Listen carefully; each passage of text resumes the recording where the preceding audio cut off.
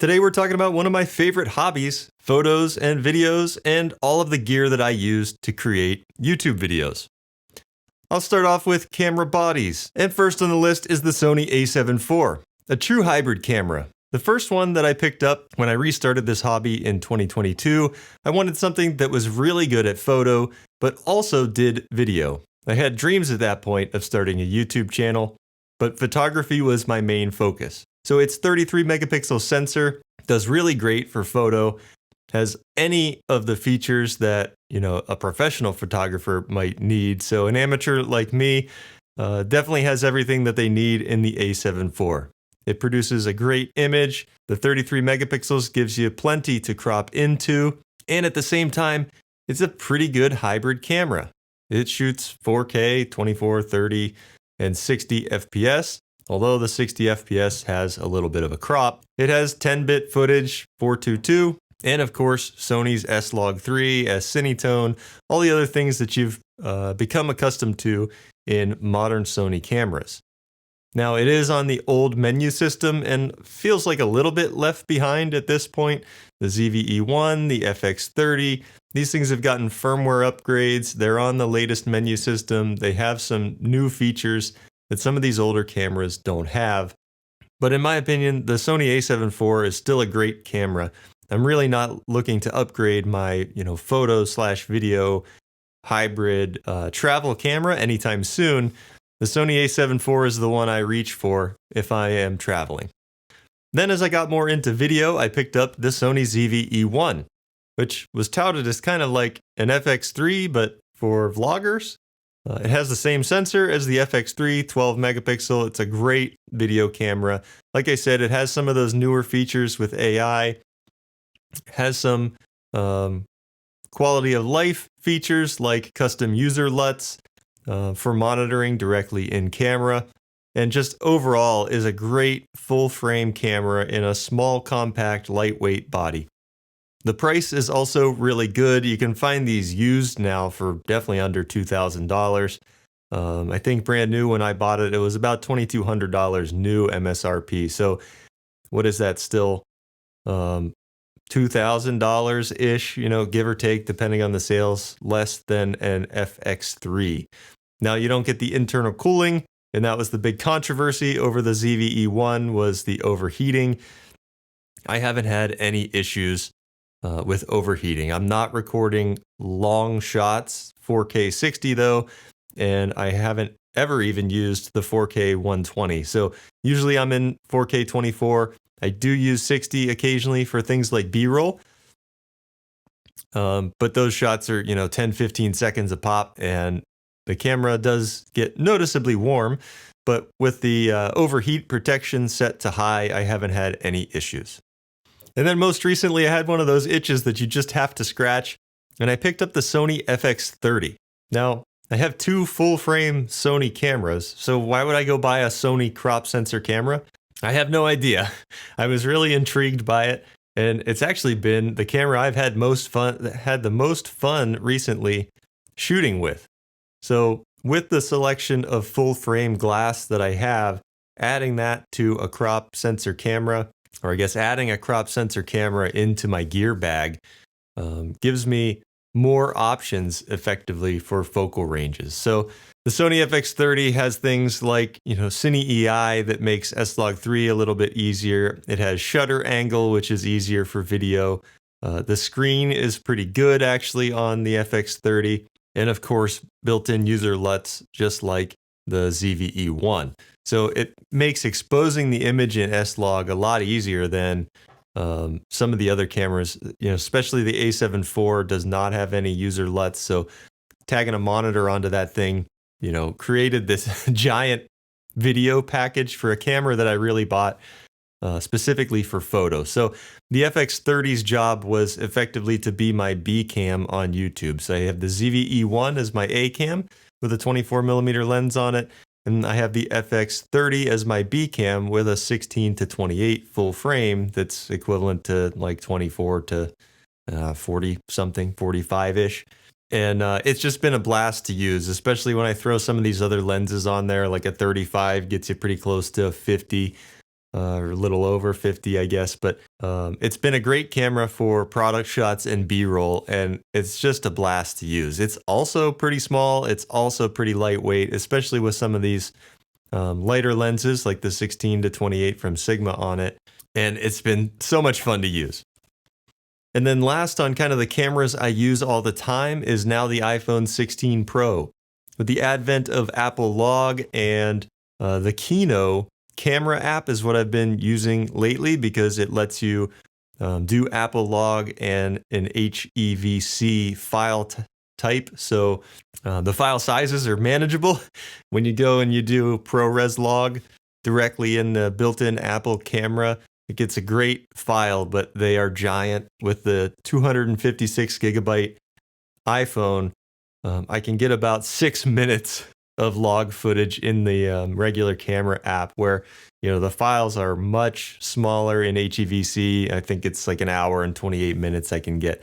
So that's more of a mental thing, right? I'm also not recording very long with the iPhone. I like using it for certain B-roll shots. It's just easier to pull it out of my pocket and take a quick shot than it is to have to set up a camera or a tripod or some other, bigger system.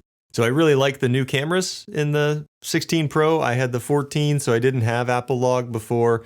And it's nice to have the 1X, the 2X, and the 5X, depending on what you're shooting. Produces a great image, and with the log files, matches really nicely to Sony cameras, in my opinion. And then I've got 2 drones left here. The DJI Mini 3 Pro, which is a pretty good drone still. Definitely an upgrade over the Mini 2, which is what I had before. I still have the Mini 2. I kind of use it as a backup because I had an issue with the Mini 3 Pro with one of the motors getting stuck. Sent that into DJI. They fixed it. It was under warranty. It cost me nothing. So while it was an inconvenience, it was nice that I was able to flex their warranty process and see, it was really easy. They sent me a box. Probably only took a week to get the repair and a few days shipping back and forth. So I like the Mini 3 Pro. It does horizontal and vertical video. Definitely the Mini 4 has some better camera features with it, but I don't fly drones all that often.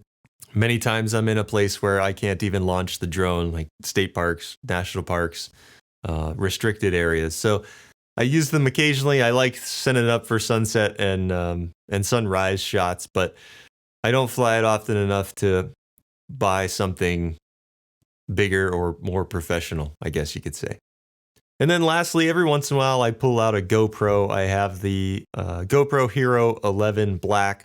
I found these cameras have gotten so good that it's really not necessary to upgrade year over year. I think they're on the 13 now, maybe even the 14. I can't keep track, but the 11 does perfectly fine. I have a couple different mounts for it. Occasionally I'll use it for things like snowboarding or skateboarding or to get some car shots, and it's great also for that. So you don't have to have a suction cup for the heavy Sony cinema camera.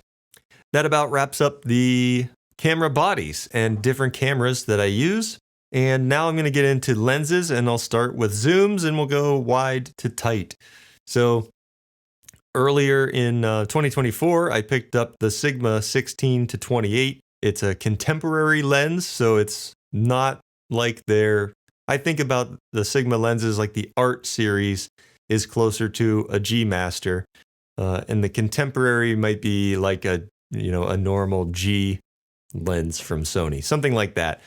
So the image quality isn't quite as good, it's not quite as sharp. It doesn't have a bunch of customizable buttons and features on the sides of it, but it's a nice build. It's lightweight. It is plastic. And on the full frame, it gives you that nice wide field of view at 16 and all the way into 28. So typically for YouTube, I shoot at 24 and I like 35. So when you put it on a FX30, you have 24 and you have 35 in the same lens effectively. So I've been using it. It's been glued to the FX30 since I got that. And maybe the last positive for it is it has an internal zoom. So if you were doing gimbal work, I think that's important for people who do that. So you're not really having to worry about balancing with the lens extended all the way out. It's internal, it's nice, and great quality. I mean, for the price, you really can't beat it. Next is probably my all-time favorite lens, and that is the Sigma 24-70. I've got the first version, so it's a 24-70 f2.8. This version is a little bit heavier and a little bit longer than the second gen that's out now. I probably will get the second gen at some point, but I just absolutely love the 24-70. Like I said, if I am traveling, the A7 IV is coming with me, and the Sigma 24-70 is going to be on that camera. The build quality is insane. It's a metal build, which does make it a little bit heavier. The image quality is G Master level, I'll say, at basically half the price. I think it was $1,100 when I bought it, and the second gen is on sale for a little bit under that right now. Has fast autofocus, has a little bit of character. It's not a surgically perfect lens, I'll say, but I like the natural vignette that you get with it. And oftentimes I am not doing lens correction in Lightroom. So it has a little bit of distortion, has a little bit of vignette. I really like that sort of character out of it.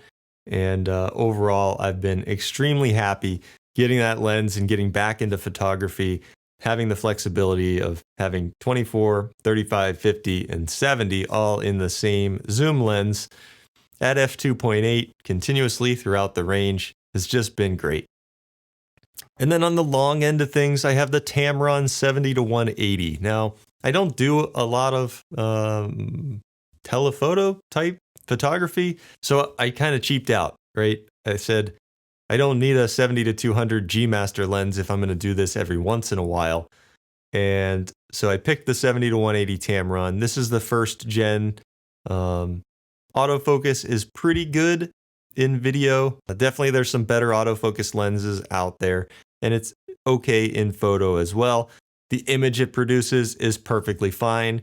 I have no qualms about it. Has great bokeh. I would like the extra 20 millimeters at the long end though. I mean, I kind of am disappointed at 180. There have been some times recently where I've gone out to take pictures and videos of birds, and I just have to be a little more close than I am, or do something on the A7 IV, like enable the crop mode and clear image zoom.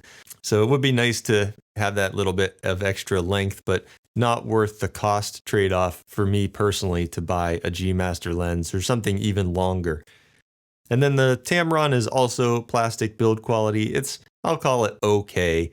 I'm not in love with the fact that they have the zoom ring in front of the focus ring, but you get used to it. And overall, I am really glad that I didn't spend the money on a G Master or some other type of zoom lens that's more expensive, and I bought the Tamron, and that's been fitting for the few times that it's been on my camera. And onto prime lenses. I have a series of f1.4 prime lenses. Starting with the Sigma 24mm f1.4. This is one of their art series lenses. Like I said, they kind of rivals the G Master. And I went with this one purely because of the price. And watching other comparison videos on YouTube, everybody pretty much said it's close enough to the G Master. And if you're not a professional and you're not pixel peeping the corners for sharpness, you'll be very happy with the Sigma. And I am very happy with the Sigma. This lens is my main A-roll lens for YouTube. It barely leaves the Sony ZV-E1, and it produces a great image in my opinion. I'm really happy with how these videos turn out. And now my only two Sony lenses. Earlier in 2024, I picked up the Sony 35mm G Master, which is a 1.4 lens. It's only maybe a year or two old at this point. I thought it was older, and I was kind of waiting around thinking, man, when are they going to do a Gen 2 of the 35mm? And somebody on Threads said, dude, it's not that old. And I looked up when it was released. I said, yeah, okay. I saw a good sale on B&H, and I ended up buying the 35mm.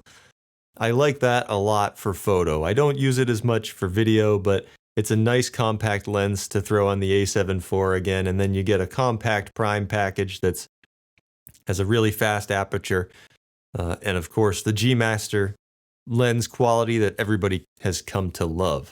And lastly, I can say the same thing about the 50mm. I have the 50mm f1.4 G Master lens. I love shooting cars at 50mm. I don't know what it is about that focal length for me with cars, but photos and videos at 50 mil of cars is the sweet spot that I personally like best. So when I go out to Cars and Coffee or different car shows throughout the year, I love taking the 50 mil lens. Last year when I was at Lime Rock, I took some videos. I had the 50 mil on the ZVE1 and it did great. I actually had that on a gimbal. It was a hot, sunny summer day. And I didn't have any overheating issues either. So I was really surprised there. The GoPro overheated and died, but I had the ZVE1 on the gimbal for a couple hours. I was shooting 24 FPS, but that was my real life, real world testing to see if the ZVE1 would overheat. And now some lens accessories. I'm probably going to do less of a review or likes about the camera accessories and kind of run through these. Variable ND filters. Everybody kind of knows variable NDs at this point. I have the Peter McKinnon 2 to 5 stop. I've got the normal and the mist edition there. So it's nice to have both. I think sometimes I want that little bit of softness. Speaking of softness, I've got the Moment Cinebloom 5% filter. I used to use that all the time for my YouTube A-roll. I've kind of walked back my thought process there, but I wanted something again that just kind of cuts some of this digital harshness. The 10% on their website seemed like it did a little bit too much, and the 5% was a nice balance where you get, a little bit of the bloom and halation and stuff like that. Great option, and they're not too expensive either. And then I have the Freewell VND system. These are the old screw-on ones. I think, both Polar Pro and Freewell now have these magnetic attachment ones that are way too expensive for me to buy. So I have the 2 to 5 and the 6 to 9 in the Freewell. So if I need something more than 2 to 5, I go to the Freewell. It's not often that I have the 6 to 9 unless I'm doing something, middle of the day maybe. And then car specific, the Polar Pro circular polarizer. Now, I like that Polar Pro has done some of this recently where they're now stacking these things for you. So you get a VND with a polarizer. Haven't gone out and bought any of those yet because I don't use the polarizer all that often. Like I said, I'm only at car shows a few times throughout the year. And it's easy enough to do that myself. So I think that now covers lenses and lens accessories. And then we'll move on to audio. So with the FX30, I've got the Sony audio handle. So this gives me the ability to have XLR audio into the camera, which I haven't actually used yet, but I did get rid of my M1 MacBook Air, which was kind of the travel setup that allowed me to bring a Focusrite Scarlett or other audio interface somewhere else in my house to get XLR audio with the shotgun mic. So speaking of the shotgun mic, you've been hearing me in videos. If you can't see a mic in the frame, it is probably the Sennheiser MKE600. I've been using this mic as my main now. Like I said, if you don't see a mic in the video and it's a talking head, it's probably on that. And it does need a little bit of EQ. I find that it needs some bass. The mids are pretty harsh, so I pull them down and then I add a bit in the high frequencies back to it. But for the price, compared to like the MKH416 at $1,000, this MKE600 is a steal. You get most of the audio quality, and really, I would benefit more from putting up more sound panels and more treatment in this room, I think, than I would spending the extra $700 to buy that MKH416. And then if I'm outdoors or generally just trying to get some okay audio from the camera, or I have a scratch audio going right now, my on-camera mic is the Rode VideoMic NTG. And I picked this up towards the end of 2025. I had the Rode VideoMic Go 2. That's a mouthful. But that smaller shotgun mic, definitely the further away from it you get, the less good it is, right? And that's just the downside with all of those shotgun condenser mics. The VideoMic NTG does a lot better with that. It produces a great sound, and it's a great on-camera mic, in my opinion. I'm really happy with it. If it's your only mic, you can use it USB direct into the computer, things like that. I mean, there's plenty of reviews out there for the Video Mic NTG. I've been super happy with it so far. And we've got a couple dynamic mics in the studio. We have the Shure SM7DB, which is now my main podcasting microphone on an Elgato low profile arm. And then we have the Rode Pod mic in white on the white Elgato arm. So I like these Elgato arms. They move around pretty nicely, and they can get a mic into your face. The Rode Pod mic at $100 is actually really hard to beat for a podcast microphone, but the plosives with it really kind of drove me mad. So I do have the pop filter on it now. I don't think it looks quite as good in camera frame. And of course, SM7DB is just that classic podcast sound. It does really good with plosives. It's a smooth sound. You really don't have to do a lot of EQ or messing around with it in post. So I've really enjoyed using that. Plus, the DB has the cloud lifter technology built into it.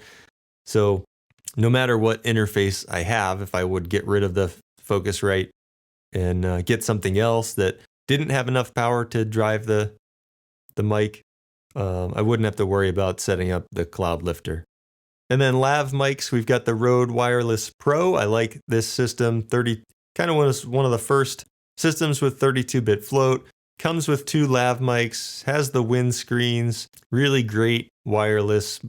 Maybe my only gripe with it is the menu system is hard to kind of get used to clicking through the buttons. I don't use it all that often, so I'm sure the more I used it, the more I would get familiar with it. But as if 2 or 3 months goes by between when I've used it last, I am kind of fiddling around with the menus. Like, okay, how do I set the gain on the transmitter? What gain is going into the camera from the receiver? And you can just set up auto gain, but I haven't really enjoyed the audio that it gives you when I do auto gain. So I like trying to manually set the gain on those things to make sure that the audio comes out the way that I want.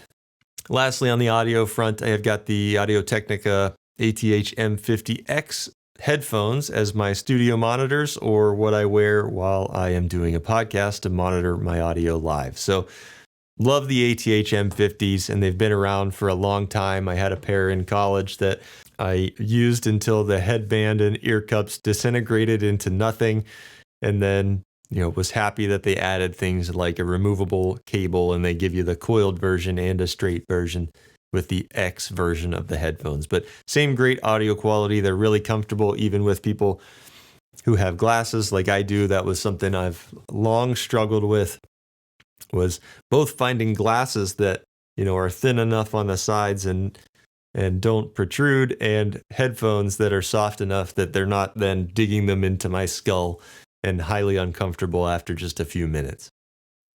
Next, on to lighting. And this is something I'm kind of constantly experimenting with. So my main lights are 2 Amaran 60XS lights. So it's a 60 watt COB LED light bulb. The one that I use right now is off to my right. It bounces off the ceiling, and that's what's giving me my main key light. And then I have another one off to my left that lights my kind of overhead setups, or thumbnail station, if you will. And it's got a softbox on it. It has the Amaran Mini Light Dome Mini SE softbox on it that I really like. It's a nice, lightweight, easy to set up with a single person, and has 2 layers of diffusion inside of it. So can't say enough good things about Amaran. These 2 bulbs behind me, let's see, that one and that one, are both Amaran light bulbs as well. And so they have the ability to be controlled via app. They can do different colors. They're RGB lights. They're basically on the lowest setting. They're like at 10% brightness right now. And this lamp is just on a, kind of crappy Amazon dimmer. So it gets dimmed a little bit while I'm doing these videos, so it doesn't blow out the background too much. And then over here, can't get my hand in the right spot. There's a Viltrox LED. I've got 2 of these kind of like portable LEDs. They have their own battery built in, and that's an RGB light as well. So those can provide, accent lighting, or in this case, it's just a practical that I think looks cool.